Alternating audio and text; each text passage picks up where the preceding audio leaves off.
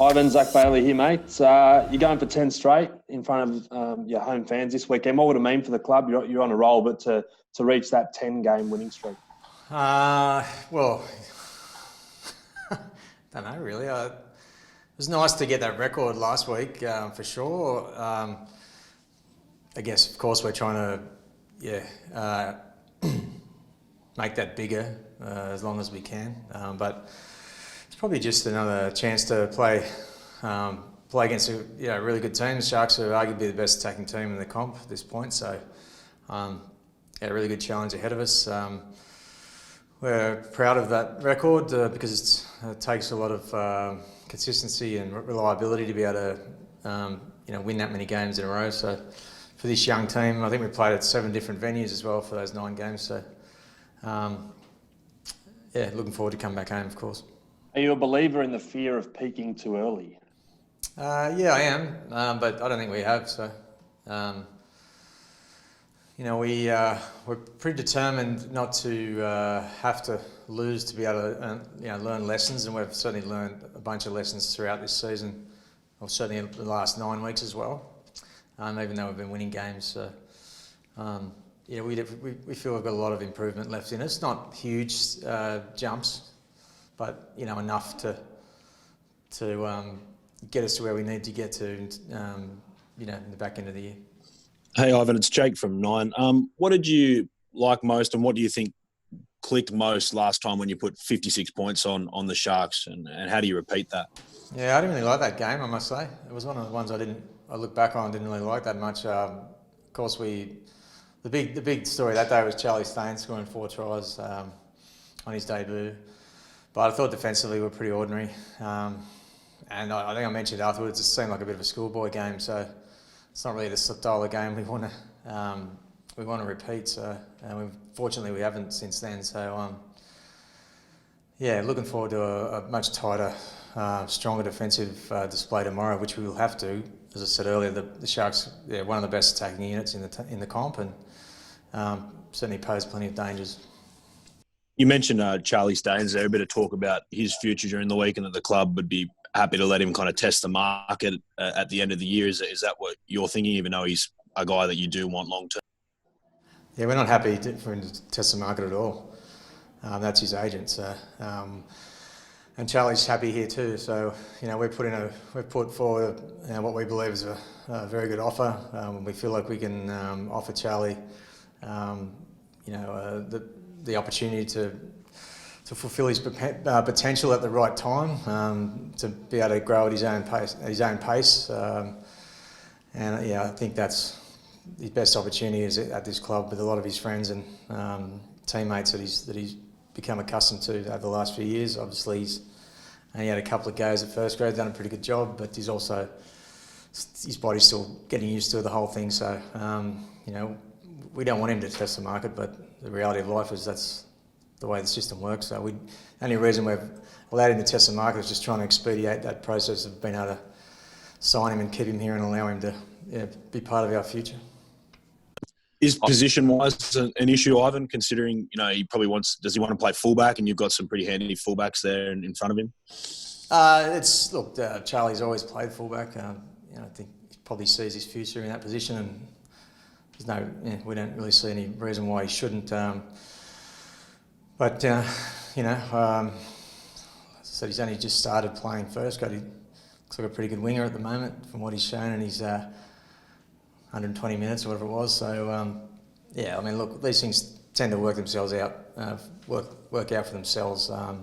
Dill Edwards is doing a good job as fullback for us at the moment, but we actually signed Dylan many years ago from Bellingen as a 5'8", I think he was. So he's played all sorts of positions as well. So, as I said, these things tend to work out. And I think the thing with Charlie is I think it's, we're very keen on making sure that our young players develop at their own pace and without too much pressure. And I think we've shown in the past how that can work, and I think it'll work for him as well.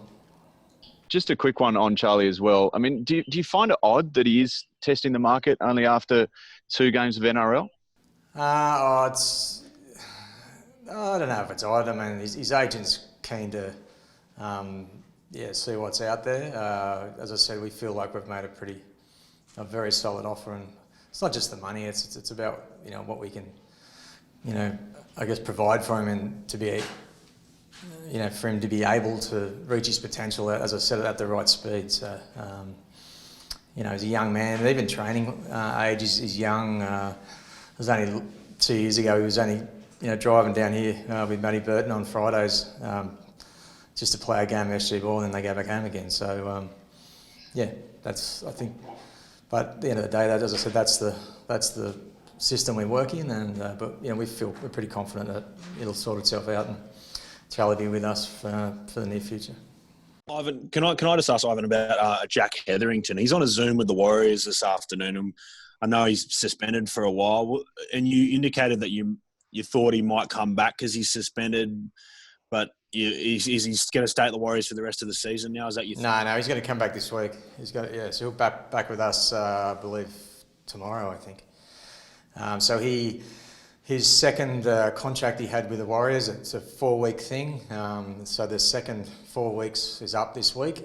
So when he got suspended 2 weeks ago, it was just worked out that he would remain there for 2 weeks, help them in terms of their preparation training-wise, and then he'd come back for the remaining 2 weeks. Then he would come back for the remaining 2 weeks of his suspension with us. So we're really looking forward to having Jack back. I know all the boys are pumped to get him back in. He's a popular guy around here, and he can help us prepare for the next 2 weeks, and then we'll see where we go from there. The way you've seen him play this year, is he a guy that could force his way into your side? You're playing really well, but he was good for the Warriors. Yeah, for sure. I mean, he played in our opening game of the season against the Roosters. Unfortunately suspended in that game as well, and lost his spot as it turned out. So Jack's he's absolutely part of our squad. We got a pretty good middle forward unit that have been not just playing well but very durable throughout the year, and he just hasn't been able to force his way in. But as I'd said to him, when he was playing for the Warriors, effectively as much as he was playing for them, he was auditioning to be picked in our team, and that's how it'll be for the next 2 weeks too when he's back here training. Have you spoken to him about his aggression? I mean, I know that's an issue he's had. Yes, we've had that conversation. Yeah, many times. Yeah, look, it's a great quality to have as a forward in our game. Probably 20, 30 years ago, he would have been even better quality. But it's about these days. You can't do anything without a camera being on you, and the game's obviously changed. So he's just still learning. He's trying to learn how to manage that aggression and put it in the right areas at the right time. So still a young guy and hasn't played a lot of first grade. So I'm sure we'll get there. And Ivan, of course, Brent Naden last week. It was those awful scenes at Central Coast Stadium. Have you kept an eye on him this week, just how he's responded to all those, all the headlines from the weekend? Yeah, caught up. I spoke to him on the weekend after the game. I was really proud of his teammates and all the boys. How I'm not on social media, but I've got wind of backing him up through there. And we've got a pretty tight knit group here, and I know Brent was felt pretty good about the way that all these boys backed him up, and he's been good this week. There's a lot of support around here and from his family. I know he's been talking to his family a lot, and other people that he trusts. So I think I thought the hats off to the NRL too. I thought they got on the front foot really quickly, which is nice to see, and nice for everyone to see that how that type of behaviour and that type of thing there's no place in our game. So all in all, unfortunately Brent had to cop that on the night, but I think it's been a fairly positive response from everybody since. Ivan, how good that Liam Martin is staying with the club for another few years? Yeah, awesome. Marto's been really good for us this year. He's a popular guy around here for various reasons. Certainly one of those is how he plays. He's just getting more and more comfortable. Last year when he made his debut, and then that season last year, he's just one of those guys who just sort of needs to work his way into his own confidence in terms of feeling like he belongs in this type of arena, which says a bit about his humility as well. So he's really got that going now where he's confident, he knows he belongs, and his game's only gone to another level. So yeah, I know we've got a bit of a fight in our hands over the next few years trying to keep some of these guys. So Marto locked away. Big kudos to the club. The type of person is he that just having him there, I mean, the energy just lifts aside, because when he goes out, he just seems like he's, a bit of a maniac out there at times in a good way. Yeah, it's definitely nice to have guys, especially he's out there on the edge at the moment. I think potentially his future may lie in the middle there at some point, but it's nice to be able to stand alongside someone who is not going to take a backward step with and without the ball. He's as I said, he's a popular team member. He'll do anything for the team. Just the sort of guy you love having around. Ivan, just back to when you spoke about peaking, is it tough as a coach to try and maintain? Obviously, you want to, all important top 2 spot. You want to finish there. Still 6 rounds to go. If you keep the winning roll going, you're going to have to win 18 or 19 games straight to win the premiership. So is it tough to kind of control that peaking struggle in the next few weeks? Well, I'd say that as a good problem, I reckon. And we're not thinking that far ahead. So, as I said, one thing losses do for you is they give you a lesson straight up. But as I said, we've been really conscious of making sure we don't have to have one to learn lessons. And I think we've shown throughout the season that we've been able to learn lessons and improve in various areas from game to game. We're not really worrying too much about what's down the track. We get out of bed every morning. We know where we want to finish. That's easy. But we're also enjoying the challenge each week. Our consistency's been, I guess, a window to how we prepare and how conscientious the boys have been around each week and each opponent, and understanding what's coming at us this week and understanding as individuals and as a team where we need to improve. And then we're enjoying that process, and that's all we're really worried about at the moment. The Shaun Johnson versus Nathan Cleary matchup. What's it like for you watching a player who you had so much to do with his development get up against your son? Yeah, I love it. Actually, it's pretty special, really. My last year at the Warriors was Shaun's debut season in first grade. We went to the grand final, and he played so well through that period, that final series, even the grand final.